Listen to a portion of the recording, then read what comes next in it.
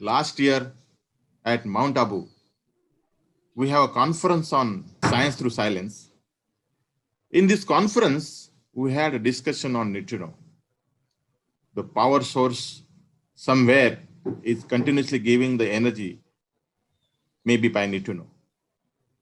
How do you harvest this tremendous energy? Professor Holger, Dr. Bhatkar, and our team is now taking up challenge for the harvesting this energy. CIMET is a material research laboratory and will play a role in the developing of the materials for the neutrino energy capture or conversion. Good morning, everybody. For this entrancing webinar, we have four eminent speakers, Dr. Vijay Bhatkar, Dr. Holger, Dr. Ludwig, and Professor Vasant Boraskar. So we are today talking about the harvesting of neutrinos for humanity as a whole, for the world at large. So it's a very important seminar because there have not been many webinars on this issue, even worldwide. Neutrino science, but not neutrino science alone. We are talking about neutrino voltaic technology. This was the word I was hearing first time from Dr. Holger what is neutrino voltaic? We know, of course, photovoltaic, and we don't know neutrino voltaic. I knew that we are talking about technology harnessing energy, harnessing electricity. Voltaic means voltage, so coming from voltaic energy from neutrinos. So that is the goal, overall goal into this whole thing. And I really like that word neutrino voltaic. By 2040 kind of paper which are coming out, is that the dominant part of the energy will come from this photovoltaics. I think in India itself we are building gigawatt stations. We are building so many farms we are being built for harnessing this power. Now it is in this context we are looking for what is the contributions that will come from neutrino, and we are calling it neutrino voltaic technology, as Holger has called to this one very appropriately. But it is not. It is going to be harnessing is going to be a different kind. It is not exactly the manner the photovoltaic technology has done, and that is going to be a great innovation. It is in this context I would say that when Dr. Holger and team demonstrated to us something on through the video conferencing, and that how it is harnessed, what are the materials involved. I think why when we say that these two teams should collaborate together, then I approached Dr. Kai, that is a CIMET laboratory, the Center for Materials for Electronic Technology. CIMET was a laboratory which was for a lot of far-sightedly it was built.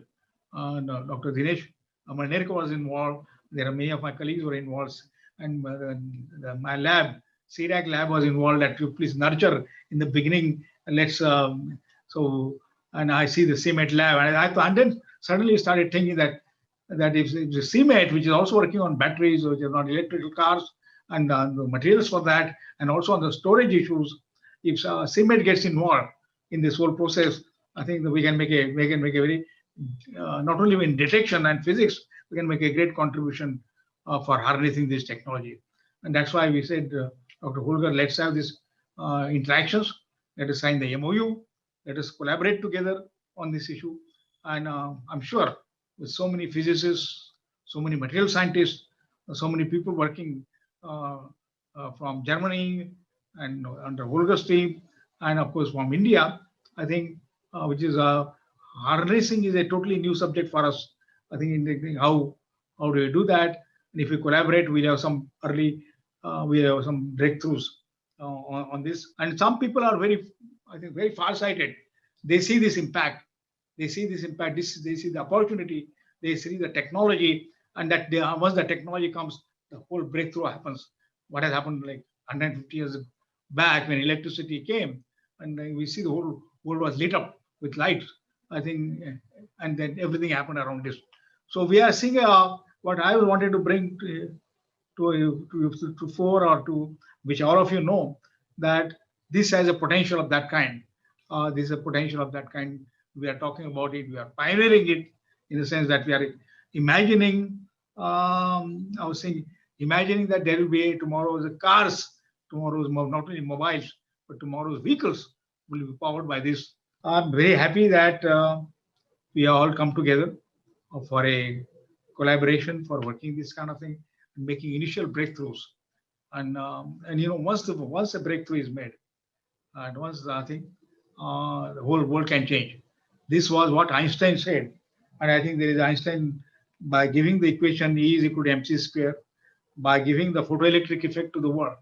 He gave the photoelectric effect, and of course, we have seen the impact of photoelectric effect. The world changed. So today we are talking a breakthrough of that kind. It will take some time. It will take a lot of thing, but in the collaboration, understanding, talking about neutrino voltaic as a technology. As a technology, I'm not talking about the effects are known so many years. But looking at a commercially viable technology which can pervade the entire world, humanity, is a great, I think, great imagination, and it can be done. And we are seeing some of the initial realizations of that.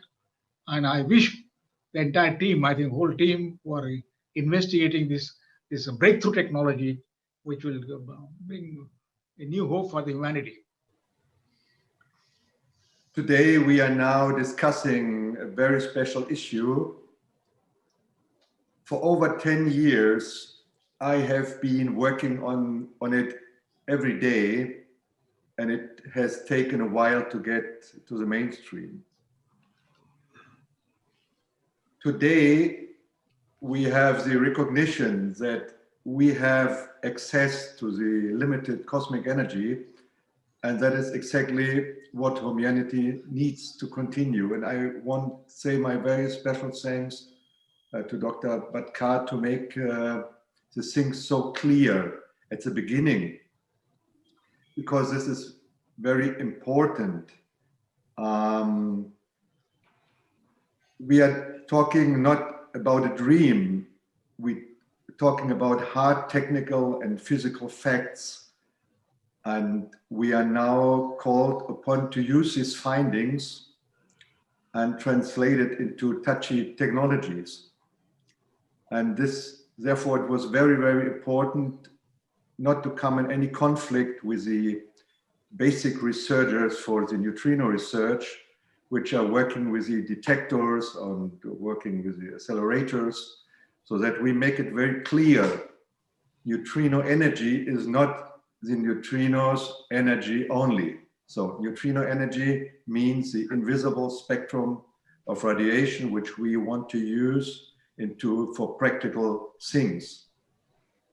And I will tell you, I will come a little bit back to the roots of the technology, and you will totally understand why I'm today also speaking to the Indian audience, and why I like to come with this technology to India. And I'm very, very happy that we have this collaboration with CMET, because I think we need the best knowledge, and we need very awake and creative individuals which are using this knowledge and take this knowledge to change it, to really translate it into the touchy technologies, because this is important for the people, that they can have something inside their hands for practical use. I like to go a little bit back to the time when I have started with this topic, because you have to understand how I come to neutrino energy, neutrino voltaic. I'm trained as a mathematician and a business manager. This was my business at the beginning of the 1990s. I was very successful, and all the money what I made at that time, finally I invested later in the research. My father was a nuclear physicist, and my mother was a chemist. So science thinking has been one of my habits since I was in the children's shoes. And my brother and me was always asking what we can do when we see things, how we can improve it.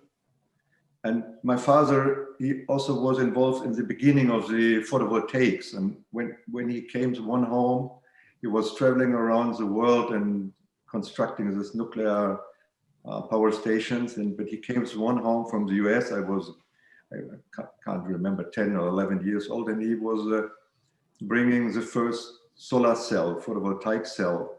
And he explained that it's possible to use the light to make energy on it. And I can remember I was going to school the next day and I was telling my teacher that we are able, my father is able to use the light to make electricity. And they said, this is impossible, totally impossible. But I saw it, we were able to see it. But from this moment, it cost a couple of years to see this technology the first time in action. In action means for me, it was in the calculators of the Texas Instruments at that time, the first solar cell, and it doesn't need a battery. And this was for me something, even as a child, to try to think about it and to know more. But after the university, I came to the real estate and I was CEO of a big German real estate company. But I never lost the sight to this kind of technologies. And I always was thinking about how maybe can we this kind of solar technology better, and that this happened. So the solar technology started to come in the daily room of the people, in the houses, in the little gadget, and the solar came. But even today, solar is just a part. What I want to explain is that the global system of energy supply today is built on the idea of central production. So when we talk about Neutrino Voltaic, we have a different point of view. We are having only weak force and weak energy. But as a mathematician, I can tell you the sum of all this weak energy is much larger than all big power, all these big things around the world, and all this system as we have today. We doesn't want to speak badly because this system was born more than over 100 years ago, and it was useful at the moment in the time of early industrialization. But today, we come to the, I will use a hard word, to an abyss. We come to abyss. This is a question, the point of view, because today we see all the negative influence of that. And especially in India, I saw in the television all the smog what you have. You can't breathe. The air is polluted by the climate. Maybe we have a climate change, man-made or not. This is not a question today, but we know all this kind of pollution this is very bad. So we have to find something new. Otherwise, the abyss are coming closer to many reasons very quickly. The key to change something is the knowledge. And the knowledge comes to me at around 2008. I was continuing the research of the photovoltaics. And the one professor in Switzerland, he made particles smaller to have a larger surfaces to increase the power of the solar cells. But when he made it too small, he found vibrations. And these vibrations were not useful for the photovoltaics. And there is a very nice study of a technical high school of Zurich. And this is a little bit one of the basics of this thing. What we are doing now in Neutrino Voltaics is the atomic vibration in nanomaterials and nanocrystals. So these findings were very, very important, especially that soft surfaces vibrate strongly, and the soft surface what we are using is this graphene between two layers of silicium. The patent what we have is the patent for a graphene sandwich. And why this is so important? Two things are necessary to use the technology. First, we have to know that in the vacuum there's some energy inside. And as we have learned by Dr. Bhatkar, so thank you very much again, there's a lot of things inside. But the problem for man is that if you can't see something, you do not believe that there something is inside. And so in the research, it was a very important point when the neutrino was not only was postulated, when the neutrino had a clear mass, and because if something has a clear mass, it also will have energy. And today we have that one single neutrino, we even know exactly that one single neutrino have something around one electron volt. This is just a very little amount of energy, but we have billions, and we have it not only, we doesn't only have the solar neutrinos, we have cosmic neutrinos and many other things. And as we have learned, we not only have the neutrinos, we have a lot of other things and electromagnetic radiation. And the second thing is, when you see how electricity will produce even in the nuclear power plants by magnet, so you understand, and they have, this system is a system of huge production of huge amounts of energy by AC, but the AC is only needed for the transportation. So the AC is only for these people which have to transport energy by thousands and thousands of kilometers by 380,000 volts. But all this electrical little gadget, what we use today, are very, doesn't need the AC. And so we have to find, a way to have the energy, the electrical energy everywhere. And there we need a clear technology. And this is it's a mechanical thing, but it's a quantum mechanical thing. So we have now a quantum mechanical technology that we are able to convert the energy from the neutrinos and the other electromagnetic waves into electricity. And what we want to do within the next years to implantate this technology in any electrical device.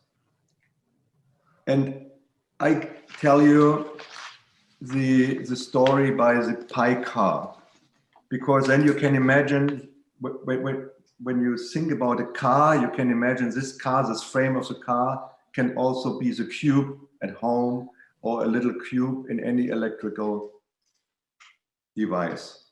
And the story, what I will tell you now, this is a very special story, and I never told it before, because this is something totally new. I have a very special paper here, and I will give you some citations. This special paper is from the Royal Institute of Technology in Stockholm. This paper was a hidden paper. It was not open published yet. This paper is the study for potential of harvesting solar neutrinos to power electrical cars.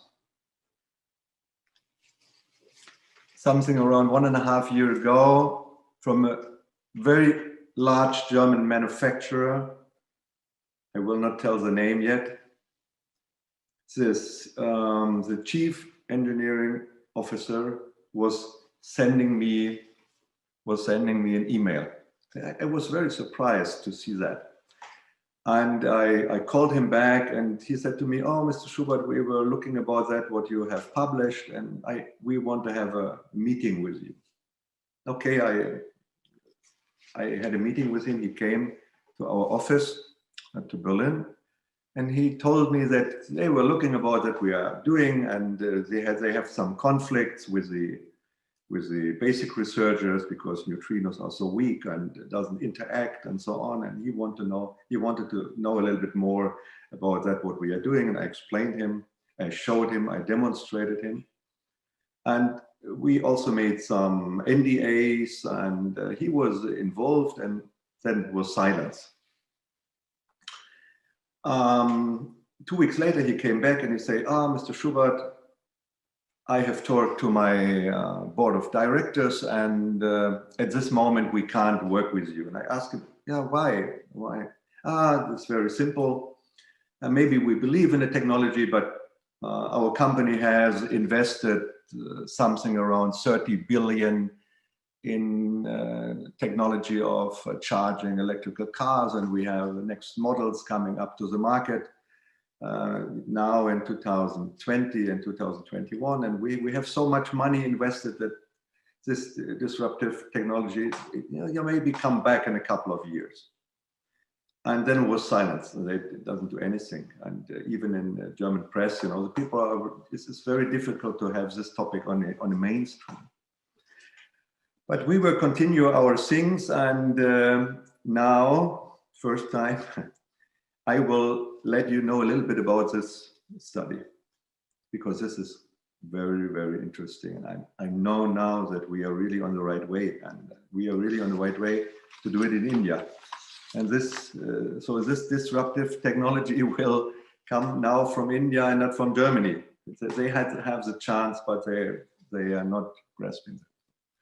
This study of the Royal Institute of Technology in Stockholm, and you have to know that the Royal Academy and Stockholm, this is the same university which are responsible for the Nobel Prize in Physics 2015, to give the Nobel Prize in Physics to scientists to prove that the neutrinos have mass. And I think that this big car manufacturer especially used that institute in Stockholm because they wanted to know it clearly. So I was very much surprised by this study. Came to me by an intelligence service officer from Switzerland. He arranged it for me. And they have a lot of questions inside the study. So the study was a demand of sustainable mobility, neutrinos, about astronomical carriers of energy, and of course all that what Dr. Bhatkar said at the beginning, the detector technologies, all this historical research, all that what was done, everything what we know. And they wanted to find out if there is a possibility that these astronomical carriers of energy are, if it's possible to use this kind of energy to power electrical cars.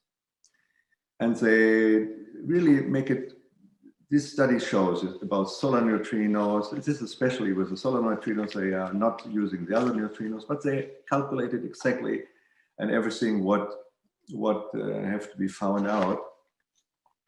All the state of the art of solar neutrino technology, solar neutrino detectors that we know with the Karlsruhe Institute of Technology, that we have this 1 electron volt for each neutrino, that we have 60 billion a second, and that we have a part of this will be coming to interaction, that we have this Walter-Cherenkov technique and the superkamyokites and all the other kind of detectors, and the boron experiments, and then they come, and this is very special, they come to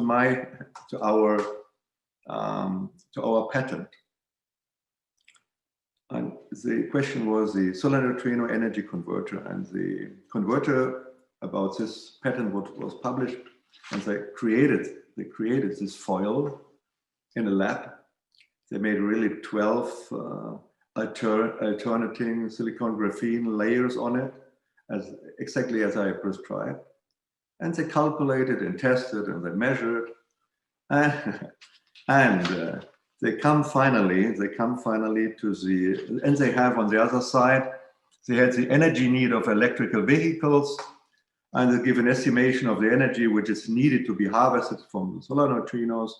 And they found out that they need for a car of a length of 4.76 meters and a width of 188, with a leading surface, they write a leading surface, the total surface of the car, it's nearly 10 square meters, and they wanted to have 80 kilowatt to have a range of around 300 kilometers. And they calculated and they say, okay. And now I tell you what is really special. They found out that we have, so we had a little bit more, that is first, we have the neutrino flux, the energy flux obtaining from the different solar neutrinos, only the solar neutrinos, is listed as 19.49 watt square meters.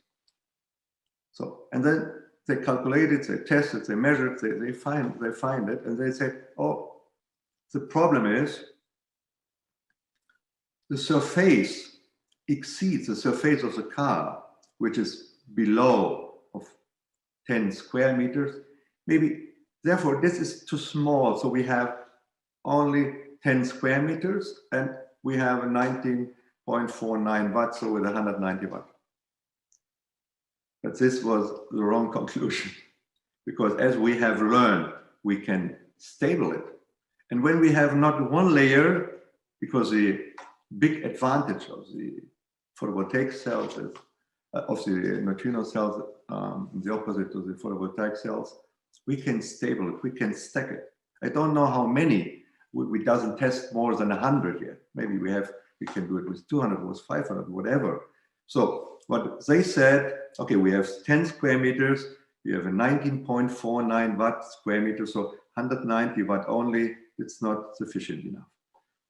Have we 10 lines of that? And this is exactly what we want to do now with CMAT. We want to make this frame of the car totally made of this material.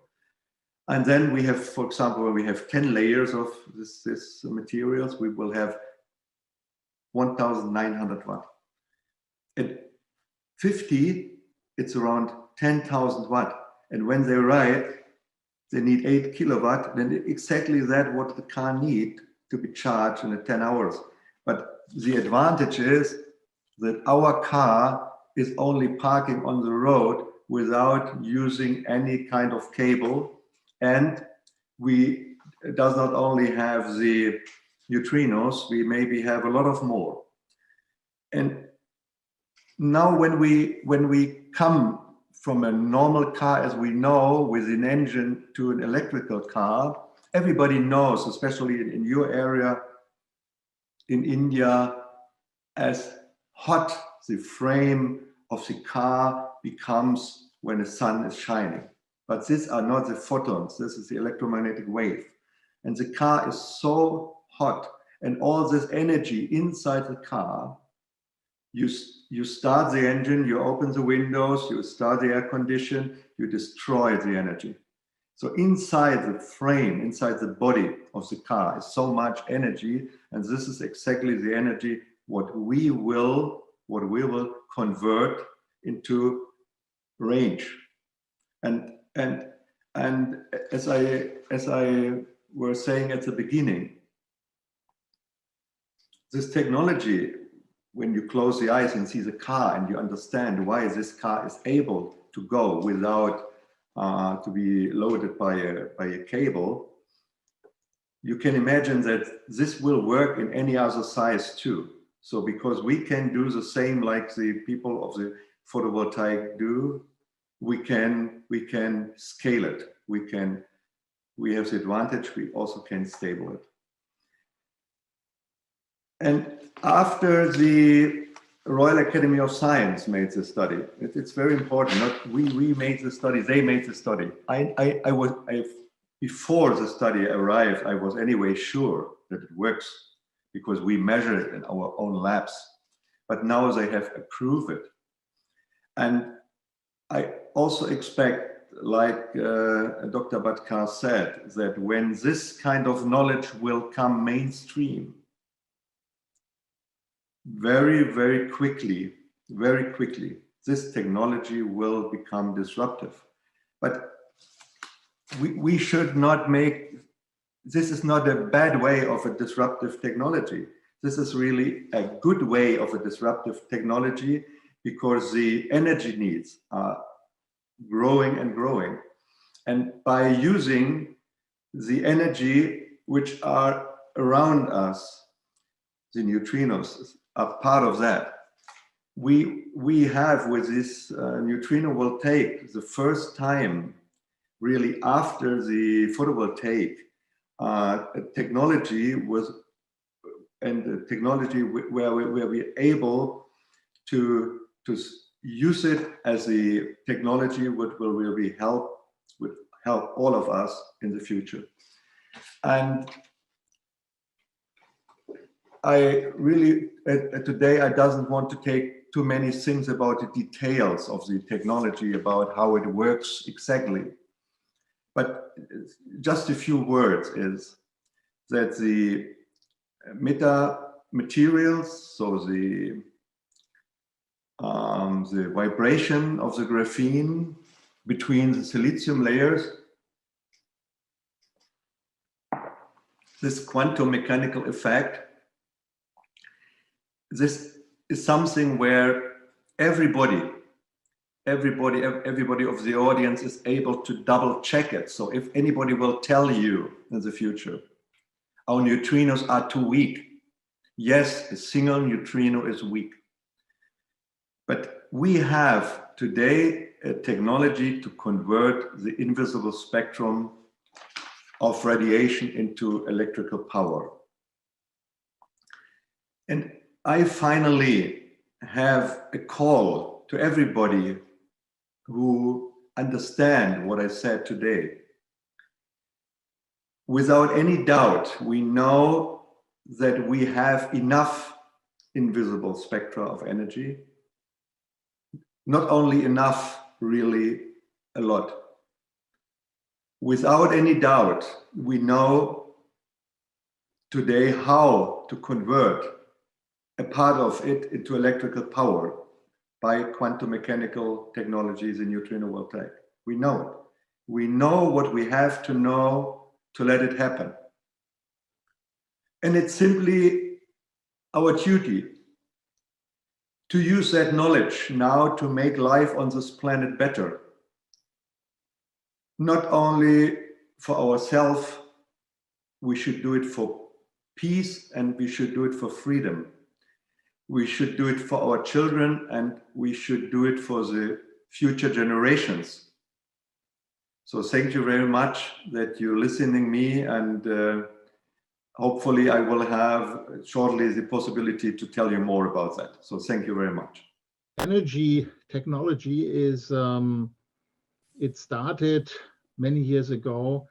One of my heroes of that scene is Nikola Tesla, because he didn't just invent the AC current that we all use and all the electricity, but he researched a lot in his, like from 1900 to 1930, he researched, found a way to harness energy from the environment. And his vision was that we will connect to nature, and he was very sure, and he demonstrated it. And he was way ahead of his time. And not only did he detect vibrations in the Earth's atmosphere that were named and detected later as Schumann resonances 50 years later, but he also talked about particles that from our point today most likely are neutrinos.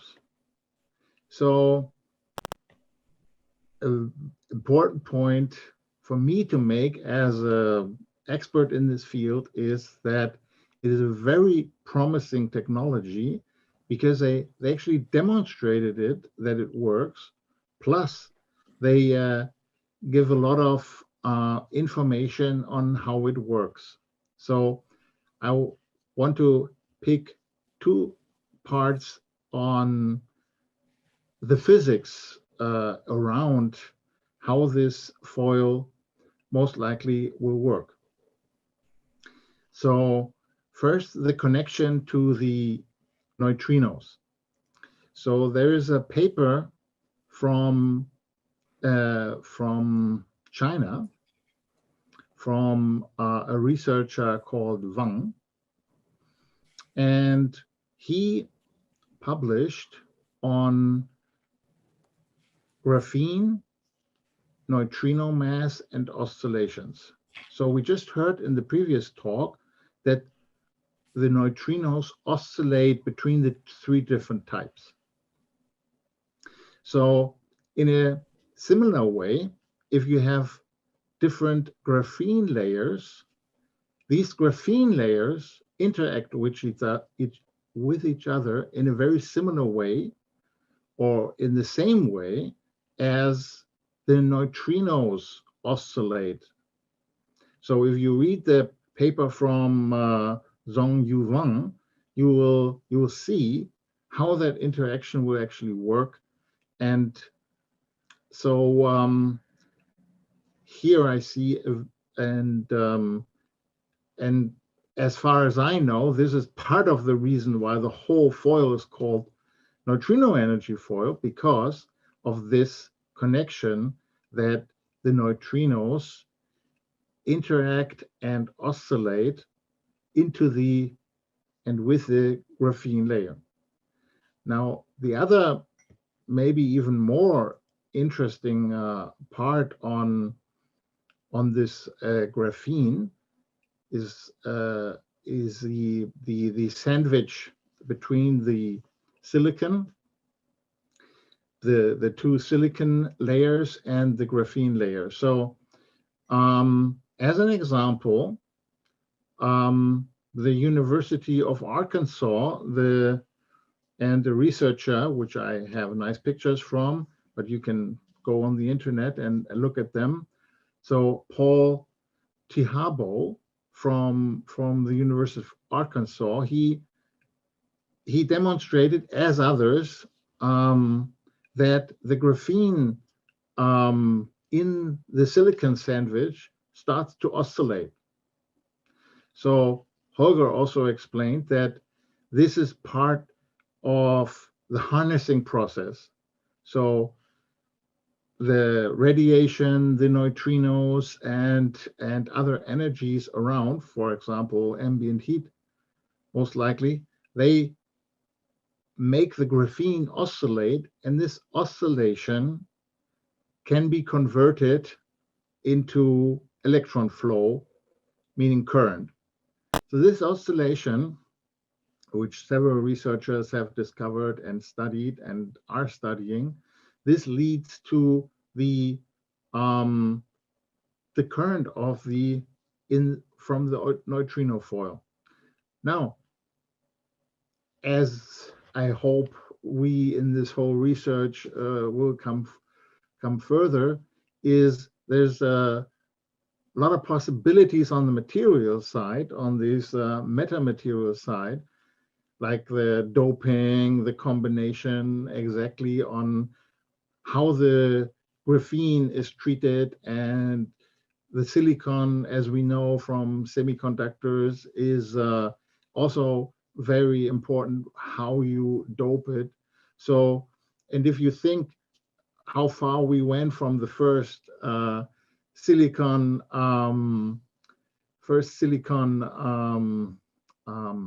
transistor is, and now we are at the computer level, computer chips, much more sophisticated.